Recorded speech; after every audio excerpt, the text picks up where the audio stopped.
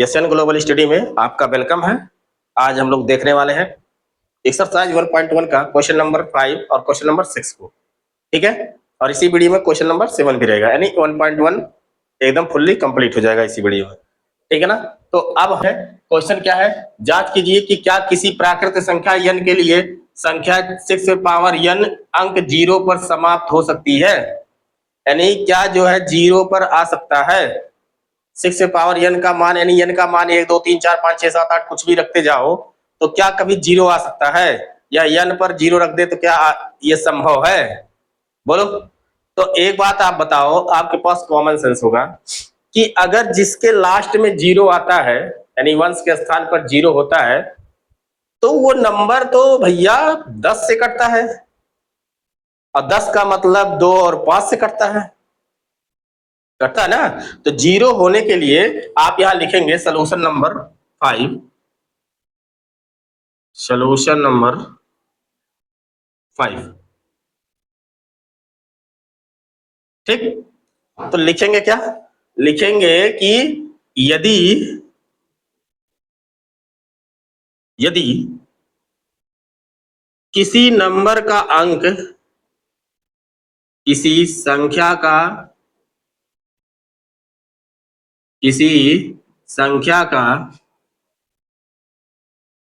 अंक 0 पर समाप्त होता है, 0 पर समाप्त होता है,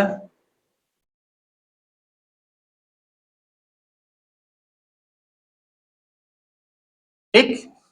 यदि किसी संख्या का अंक किस पे समाप्त होता है, 0 पर समाप्त होता है, तो वह संख्या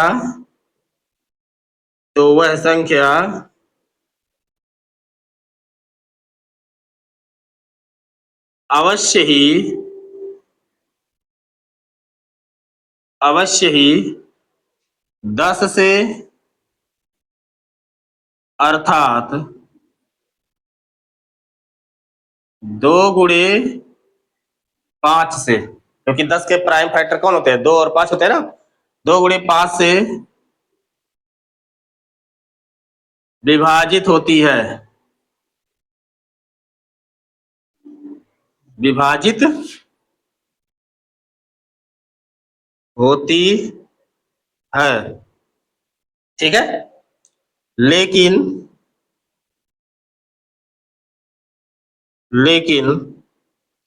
6 power n is equal to हो गया 2 इंटू 3 पे पावर n, इक्वल हो गया 2 पे पावर n इंटू 3 पे पावर n। क्या बताओ, 6 वाले में कहीं 2 तो मिल गया, लेकिन क्या कहीं 5 मिला फैक्टर में? बोलो। इस 6 वाले के प्राइम फैक्टर में 2 तो मिल गया, 3 मिल गया, लेकिन क्या कहीं 5 मिला है? नहीं मिला ना।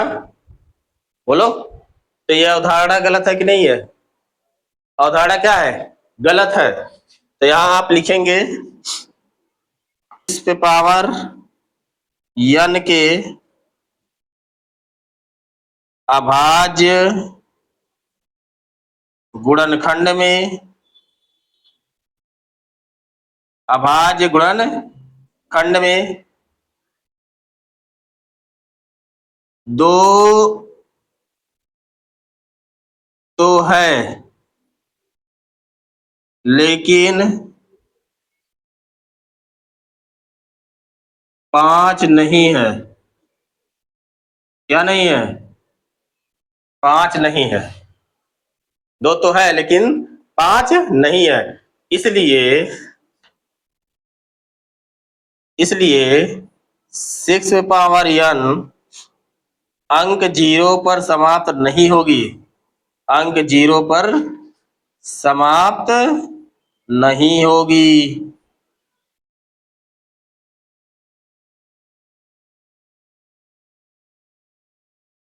ठीक है, यहां आपने लिख दिया प्रूव्ड या हैंस प्रूव्ड।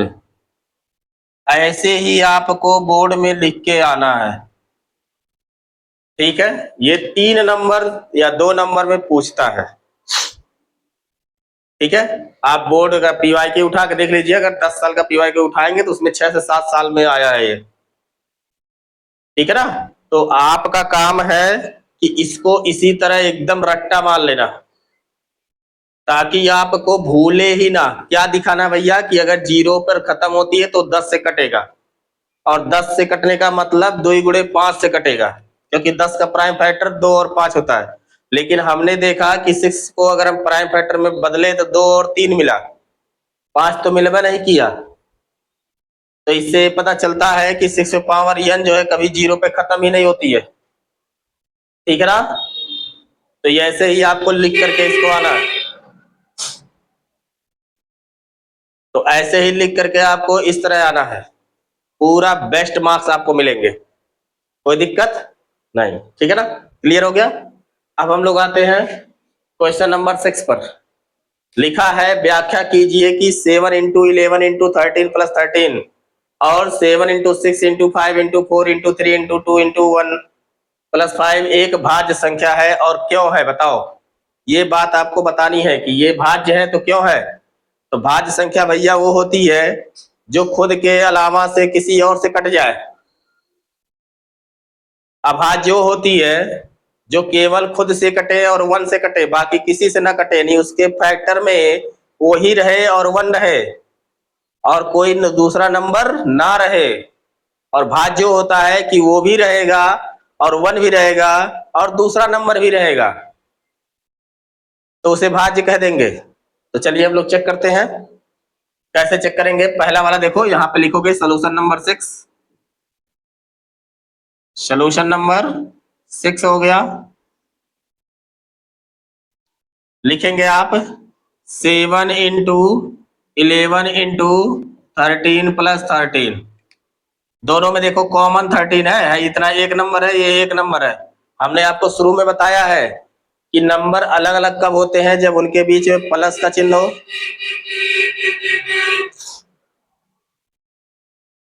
नंबर अलग अलग कब होते हैं, जब उनके बीच में प्लस का चिन्ह हो या फिर माइनस का चिन्ह हो, तो नंबर अलग अलग गिने जाते हैं।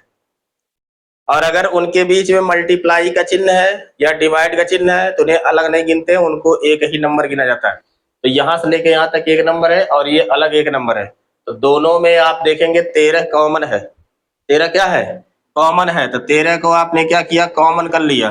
तो बचा क्या भैया? 7 इंटू 11 और प्लस 1 बच गया। बोलो। तो ये हो गया आपका 13 इंटू 11 सत्ते 77 और एक कितना हो गया? 78 हो गया। हो गया कि नहीं हो गया? अब 78 का भी तो आप प्राइम फैक्टर कर सकते हो। 78 का भी तो आप प्राइम फैक्टर कर सकते हो। तो 78 का आप प्राइम फैक्टर करके चेक करो। मान लो ये 78 है, 2 से कटेगा, 2 3 6 हो गया, 2 9 18 हो गया। अब 3 से कटेगा, 3 एक करने 3, 3 त्रिका 9 और ये 13 से भी कटेगा। तो आप लिख सकते हैं 13 गुणे 2 गुणे 3 गुणे 13। बोलो। तो ये 13 के अलावा जो है 2 से भी कट रहा है और 3 से भी कट रहा है, नहीं 2 3 नंबर से कट रहा है। जो ये नंबर है ये 2 3 नंबर से कट रहा है भाई। एक तो 13 से कट रहा है, एक 2 से कट रहा है, एक 3 से कट रहा है, 3 नंबर से कट रहा है ना। अब प्राइम नंबर उसको कहते हैं अभाज्य संख्या की जो केवल खुद से और एक से कटे, नहीं 2 ही नंबर से कटे। ये तो 2 से अधिक से नंबर से कट गया, इसलिए ये क्या हो गया? भाज्य है। यहाँ पे आप लिखेंगे चूंकि 7 इंटू 11 इंटू 13 प्लस 13 एक से अधिक नंबर से विभाजित होता है। एक से अधिक संख्या, ठीक है, 2 3 13 से विभाजित होता है। ठीक है, ये आपने लिख दिया क्योंकि यह संख्या एक से अधिक संख्या 2 3 13 से विभाजित होता है, इसलिए यह संख्या क्या है? भाज्य है। इसलिए 7 इंटू 11 इंटू 13 प्लस 13 एक भाज्य संख्या है। बस प्रूव्ड लिख दो, हैंस प्रूव्ड कर दो भाई, हो गया, सिद्ध हो गया।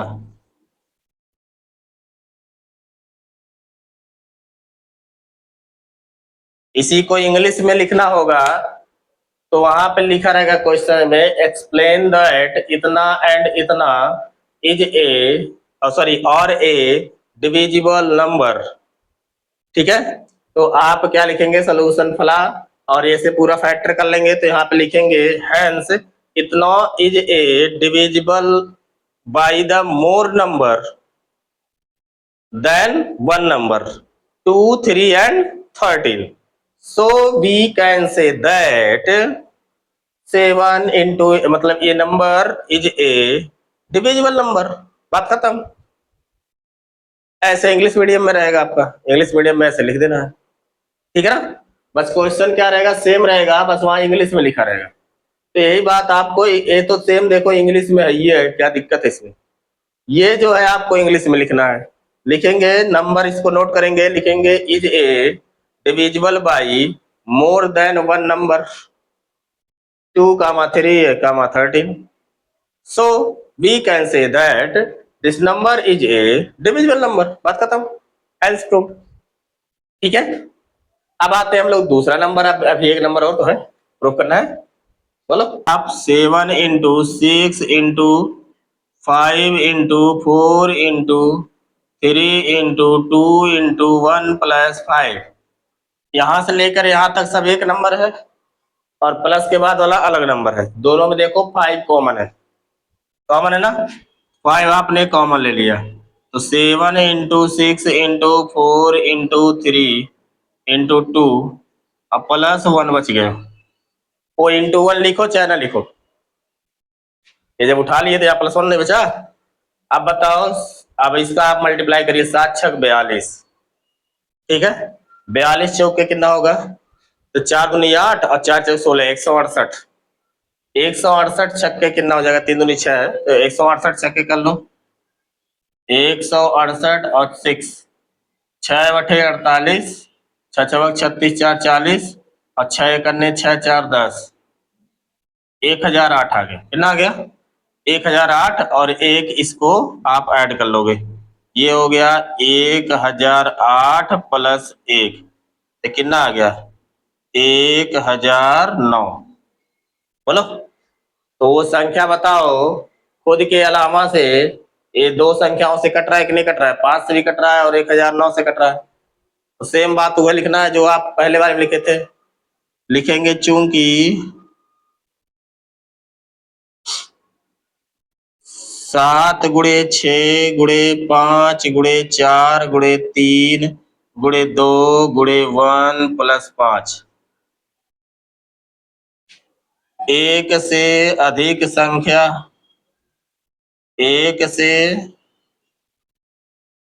अधिक संख्या 5 गुणे 109 से कटती है या विभाजित होती है, कुछ लिख दो, तो लिखोगे आप, इसलिए यह आता है 7 गुणे 6 गुणे 5 गुणे 4 गुणे 3 गुणे 2 गुणे 1 प्लस 5 एक भाज्य संख्या है, एक क्या है, भाज्य संख्या है। बस हैंस प्रूव्ड भैया, हो गया प्रूव। ऐसे ही एग्जाम में आपको लिख के आना है ताकि आपका एग्जाम में बिल्कुल बेस्ट तरीके से आप फोड़ के आए, ठीक है ना, एकदम हुबहू ऐसे ही नोट करना है आपको, कुछ नहीं अलग से अपना दिमाग लगाना है, ताकि एग्जाम में आप बेस्ट तरीके से फोड़ के आए। इसी को इंग्लिश में लिखना है, तो ये तो पूरा इतना इंग्लिश है ही, यहाँ लिखोगे hence 7 into 6 into 5 into n, number note कर लोगे, is a divisible by more than one number, ठीक है, So we can say that this number is a divisible number. बात खत्म, hence proved. इतना ही आपको करना है और ये 3 नंबर का क्वेश्चन है, लेकिन इसमें 2 क्वेश्चन पूछा है तो 2-2 नंबर का, 4 नंबर का एक क्वेश्चन है। अगर ये क्वेश्चन छप गया आपके पेपर में तो 4 नंबर तो आपको फिक्स कर देगा ये भैया। इस नाते से एक भी क्वेश्चन आप अंडर एस्टिमेट नहीं करेंगे। इतना बेस्ट तरीके से मैं बता रहा हूं, एकदम सरल तरीके से, माइंड में आपके सेट होना चाहिए, छप जाना चाहिए, ठीक है ना। तो इस वजह से, सॉरी यहाँ 1009 है भाई, यहाँ 109 नहीं है, 1009 है, ये ध्यान रखना। 5 into 1009 है, ठीक है ना। तो आप जो है ये चीज फुल्ली आपको कॉन्सेप्ट अच्छे से तैयार हो गया होगा। 1 का लास्ट क्वेश्चन है, ठीक है ना। ये देखो क्या कह रहा है, इसमें कह रहा है किसी खेल के मैदान के चारों ओर, ठीक है, कोई खेल का मैदान है, चारों ओर एक वृत्ताकार पथ है, मतलब ये सर्कुलर जो है पथ बनी है, गोल आकार में एक रास्ता बना है। इस मैदान का एक चक्कर लगाने में सोनिया को 18 मिनट लग रहा है, यानी सोनिया नाम की कोई लड़की है, एक बार घूमना स्टार्ट कर रही है तो 18 मिनट ले रही है। मतलब मान लो ये आपका एक सर्कुलर पाथ है, ठीक है। अब सोनिया नाम की एक लड़की मान लो यहाँ पर है, सोनिया नाम की, कौन, सोनिया नाम की एक लड़की है, और वो क्या करती है, जब चलती है ऐसे चलते चलते चलते चलते जब जाती है, ठीक है, ऐसे ऐसे जाती है तो एक चक्कर तब पूरा होगा जब वो जहां से चली थी वहां पहुंच जाएगी। तो एक चक्कर जब चलती है तो उसको कितना मिनट लग रहा है, सोनिया को लग रहे हैं भैया 18 मिनट, ठीक है, समझ गया, ठीक है। सोनिया कितना एक चक्कर लगाने में लग रही है, 18 मिनट ले रही है। फिर कह रहा है जबकि इसी मैदान का एक चक्कर लगाने में रवि को, अब एक लड़का, एक इंसान और है जिसका नाम रवि है, क्या है, एक रवि नाम का लड़का है या इंसान है, आदमी है, जो भी है, उसको 12 मिनट लगते हैं। यानी रवि भैया थोड़ा तेज चल रहा है इससे, ठीक है, 12 मिनट लग रहा है, इसका 1.5 चल रहा है। रवि भैया क्या चल रहा है, इसका 1.5 स्पीड से चल रहा है, समझ लेना। अगर वो मान लो क्या कहते हैं 30 की स्पीड से चली है तो 45 की स्पीड से चल रहा है, ठीक है ना, तभी तो कम टाइम लग रहा है।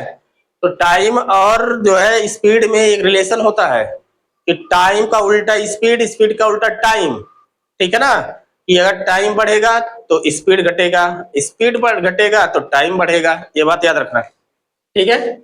अब कह रहा है कि मान लो वे दोनों एक ही स्थान और एक ही समय पर चलना प्रारंभ करें, ठीक है। मान लो ये दोनों जो है सुबह में क्या बोलते हैं, सुबह में 7 बजे स्टार्ट किए यही पॉइंट से, ये कोई पॉइंट मान लो ए था, यहीं से स्टार्ट कर रहे हैं सुबह 7 बजे, कै बजे, सुबह 7 बजे मान लो स्टार्ट किए हैं चलना, सुबह कै बजे, 7 बजे ये लोग स्टार्ट किए, एक साथ चलना स्टार्ट किए। तो कह रहा है प्रारंभ करके एक ही दिशा में चलते हैं, दोनों एक ही डायरेक्शन में चल रहे हैं, ये नहीं कि ये इधर से जा रहा है उधर से जा रहे, नहीं, दोनों ऐसे साथ में चल रहे हैं, ठीक है ना। तो कह रहा है बाद में पुनः प्रारंभिक स्थान पर मिलेंगे कितने समय बाद, माने जहां से चलना, ए से चलना स्टार्ट किए थे तो ए पर कब जो है कितने समय बाद फिर से मिलेंगे, दोनों स्पीड में चल रहा है।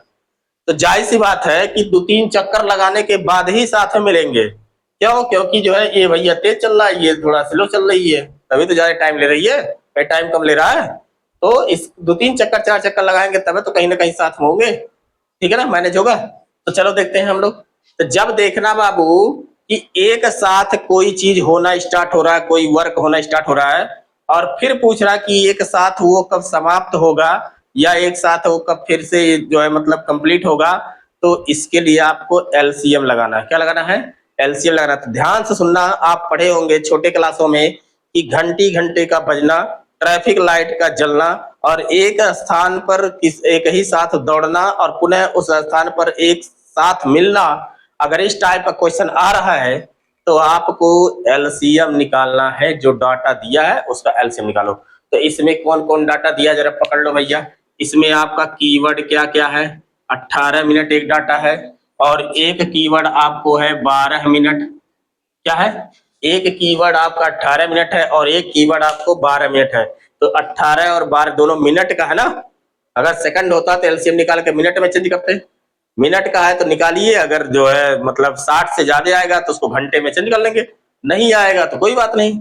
चलिए, तो 18 और 12 का हम क्या निकालेंगे, एलसीएम निकालेंगे। तो सोल्यूशन लिखेंगे, सोल्यूशन नंबर 7, क्या लिखेंगे, सोल्यूशन नंबर 7, और इसको ऐसे बक्से में कर लेते हैं, ठीक है ना। तो चलते हैं हम लोग निकालते हैं। 18 का आप फैक्टर करेंगे, क्या करेंगे, 18 का आप फैक्टर करेंगे, 2 से काटेंगे 2 9 जा, 3 से काटेंगे 3 3 जा, एंड 3 से काटेंगे 3 1 जा, ठीक। ऐसे आप क्या करेंगे, 12 का करेंगे, 12 का फैक्टर कर लीजिए भैया, 2 से काटेंगे 2 6 जा, फिर 2 से काटेंगे 2 3 जा, एंड 3 से काटेंगे 3 1 जा, ठीक है ना। तो इसके लिए एलसीएम निकालना है, क्या निकालना है, एलसीएम निकालना है। तो आप लिखेंगे 18 is equal to 2 into 3 into 3, ये हो गया, and 12 is equal to 2 into 2 into 3, ये है ना। तो हमने लिखा, बताया था, बहुत सारे क्वेश्चन बता चुका हूं कि एलसीएम मतलब पहले कॉमन को ढूंढ लो, फिर जो नहीं कॉमन है उसको भी रख लो। तो कॉमन पहले ढूंढो भैया, तो कॉमन ये हो गए 2 2, इनको रखना है, कॉमन ये हो गए 3 3, यानी इन दोनों को एक एक बार रखना है, बाकी जो नहीं मिल रहा उसको रख लेना है सबको। तो एलसीएम आपका आ जाएगा कितना, एलसीएम इज इक्वल टू आ गया 2 इंटू, इसको रख लो कॉमन को 3, अब ये दोनों बचे, इन दोनों को नोट कर लो, 3 इंटू 2 नोट कर लो।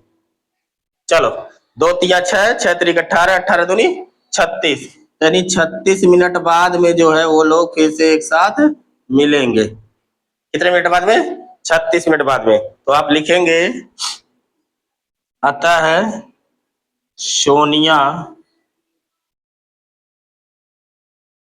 तथा रवि, पुनः 36 मिनट बाद, कितने मिनट बाद, 36 मिनट बाद एक साथ प्रारंभिक बिंदु पर मिलेंगे। कहाँ मिलेंगे, प्रारंभिक बिंदु पर मिलेंगे, ठीक है। ये आपका आंसर हो गया, ये आपका आंसर। आपको एग्जाम में पूरा इतना लिख के आना है, बता दें नहीं 36 मिनट खाली लिख दे आंसर कर दे, ये एग्जाम में आपको पूरा लिख के आना और उसको बक्से में कर लेना है। एक लाइन में हटेगा तो एक लाइन का बक्सा, 2 लाइन में हटेगा 2 लाइन का बक्सा कर लेना है, आंसर लिख देना है, ठीक है। अगर यहाँ छोड़ के आ जाओगे तो नंबर कटने की संभावना है, बता दे रहा हूँ, ये बात ध्यान रखना। तो जितनी लैंग्वेज लिखवाई जाती है वो आपको कंपलसरी है लिखना है। यहाँ तक तो इंग्लिश मीडियम वाले देखो भाई, ये टोटल क्वेश्चन इंग्लिश में लिखा रहेगा, और ये जो है इंग्लिश में ही है, बस यहाँ आपको चेंज करना, लिखेंगे देयरफॉर सोनिया एंड रवि, ठीक है, meet again at the interior initial point after 36 minute, ठीक है ना। ये लिखेंगे Sonia, therefore Sonia and Ravi Sonia and Ravi will be meet again at the initial point after 36 minute, ये इंग्लिश मीडियम वाले लिख लेंगे, ठीक है। तो इस वजह से आप देखिए पूरी कॉन्सेप्ट आपको क्लियर हो गई होगी, और 1.1 में तो मुझे नहीं लगता है कि आपको कोई ऐसा क्वेश्चन बचा होगा जो आपको समझ में ना आया हो।